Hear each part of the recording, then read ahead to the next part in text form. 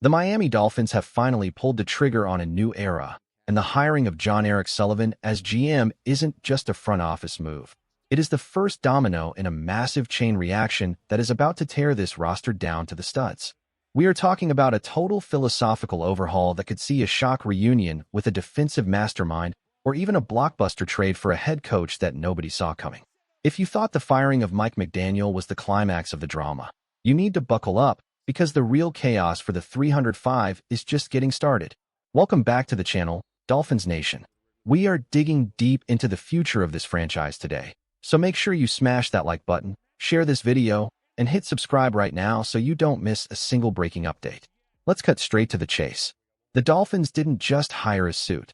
They went out and grabbed one of the most respected talent evaluators in the entire National Football League.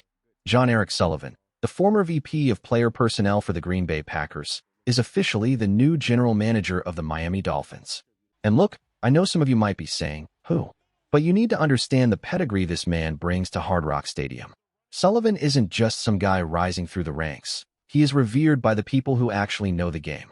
Did you know he was voted by his peers to the prestigious BART list not once, but twice? He took home the honors in 2022 and again in 2025. To put that in perspective, the only other current GMs who have that level of peer recognition are Elliot Wolf up in New England and Adam Peters with the Commanders. And let's be real, both of those guys are absolutely killing it right now. If Sullivan brings even half of that competency to Miami, we are in for a serious treat. We also have to give a massive shout out to the search committee. It wasn't just Stephen Ross and Tom Garfinkel making wild guesses. They had Dan Marino, Brandon Shore, and Daniel Silman in the room, but the X factor was bringing in Troy Amon as an external consultant. Word on the street is that Amon was the driving force behind Sullivan, championing him as the clear-cut choice from day one. Without that external voice of reason, do the Dolphins land Sullivan? Maybe not. But they got their guy, and now the real work begins. Now that Sully, as he likes to be called, is in the building, the focus shifts immediately to the biggest question mark in South Florida. Who is going to lead this team out of the tunnel next season? When you hire a guy with over 20 years of experience in one organization like Green Bay, you have to look at his connections. And right now, all the smoke is blowing toward one name, Jeff Hafley. The insiders, Garafolo, Pelissero, they were all over this the second the news broke. They see a Hafley-Sullivan pairing as almost inevitable.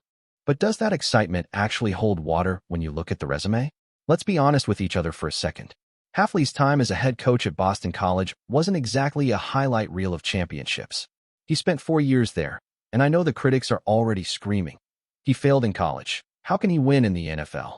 But is it really fair to judge a guy for struggling at Boston College? That program is arguably the most resource-starved gig in Division I sports. It is a graveyard for coaches. The fact that Hafley dragged them to bowl eligibility twice with 6 wins is honestly a minor miracle. But forget the college tape. Look at what he has done since returning to the pros. As the Packers' defensive coordinator, he has been nothing short of elite. In 2024, his unit was top 10 in points allowed, total yards, and rushing defense. Even this past season, they remained in the top half of the league across the board, despite some struggles against the run. He has proven he can orchestrate a defense at the highest level. But I have to ask you, and be honest with yourself, is a defensive coordinator with a shaky college head coaching record really the splashy hire you were dreaming of to replace Mike McDaniel? If Hafley doesn't get your pulse racing, don't worry, because Sullivan's Rolodex is deep. We have to consider the other branches of the Green Bay tree. You've got Anthony Campanile, who we know very well from his time here as a linebackers coach. He went to Green Bay, impressed everyone, and is now running the defense for the Jaguars. Bringing him back would be a fantastic homecoming story. Then there's Mike McCarthy. Yes, the former Cowboys and Packers head coach. He overlapped with Sullivan for years in Green Bay. He brings experience, he brings a ring, but he also brings a lot of baggage. Is that the direction we want to go? And don't sleep on Adam Stenavich. He's the current Packers offensive coordinator. He might be lower on the list, but if Sullivan wants to replicate the Green Bay offense perfectly, Stenavich is the architect you want. But let's stop playing around. Let's talk about the name that every Dolphins fan is secretly whispering to their friends. Matt LaFleur. There are serious rumors circulating that if the Packers choke this weekend against the Chicago Bears, the LaFleur era in Green Bay could come to a screeching halt. Think about it. He has 1 year left on his deal. The Packers famously hate letting coaches enter a lame duck year. They either extend him or they cut him loose. And with the reported price tag for an extension hovering around $15 million a year, Green Bay might just decide to hit the reset button. If LaFleur hits the open market, or if he becomes available via trade, this search is over. Sullivan and LaFleur have worked side by side for years. They know exactly how to build a winner together. I know trading draft capital for a coach is risky, but for a play caller of LaFleur's caliber, you make that call every single time. We are huge Bears fans this weekend, ladies and gentlemen. We need Chicago to run them out of the building. If the Packers lose ugly and LaFleur becomes available, he instantly jumps to the top of my list, even ahead of the big names like Harbaugh. This brings me to our question of the day, and I want to see thousands of replies down in the comments section right now. Who do you predict will be the Week 1 head coach of the Miami Dolphins? Do you think Sullivan plays it safe with Jeff Hafley? Do you think he swings for the fences with a trade for Matt LaFleur? Or do you think he goes off the board entirely? Pause the video, scroll down, and drop your prediction. I'll be reading through them all night. Now, I know what a lot of you are thinking. Does hiring Sullivan mean we are out on John Harbaugh? Not necessarily. Before this hire, Harbaugh felt like the favorite. Now, the wind seems to be blowing him toward the New York Giants. But don't count Miami out just yet. There is a fascinating, deep-rooted connection here. Sullivan was hired in Green Bay by Bob Harlan. John Harbaugh's agent is Brian Harlan, Bob's son. It's a specialized, tight-knit circle. While they haven't worked together directly, that family connection matters in the NFL. I still think the Giants have the edge, but Sullivan's arrival doesn't slam the door on Harbaugh completely. And here is a dark horse for you, Kevin Stefanski. If he ends up on the market, he fits the Sullivan mold perfectly. He runs that physical, play-action-heavy scheme that mirrors what Green Bay does. If Sullivan can't land LaFleur, Stefanski is the next closest thing stylistically. Imagine a world where we hire Hafley as the head coach and bring in Stefanski as the OC.